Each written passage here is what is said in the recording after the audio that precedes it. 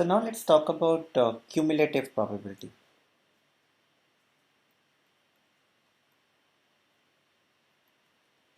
Now what is this and why this is going to be useful?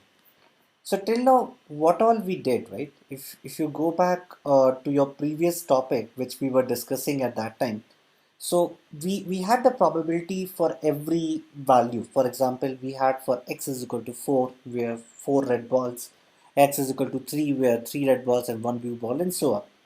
But let's say there's a question like I want the probability where x is less than or equal to 3.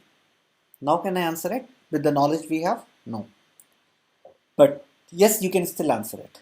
For example, if somebody said that give me the probability that x is less than or equal to 1, you can always just add up these probabilities. So you can say x is equal to 0 plus px is equal to 1.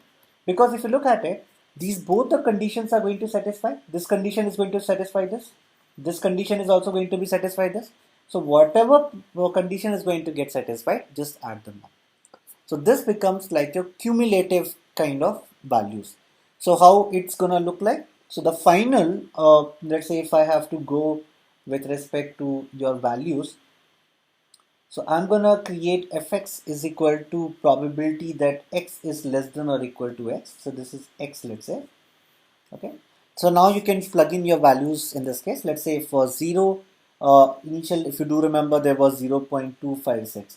For 1 means I am going for probability less than or equal to x. So I'm going to add up this plus whatever the value for 1 was. So 0.1792.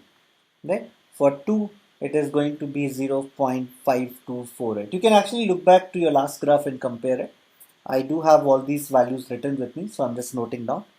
0.8704. Now I want you to notice this last point.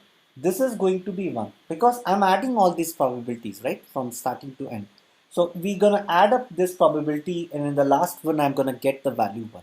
So this is what the concept of cumulative probabilities. In fact, we're going to use this a lot in some more further lectures.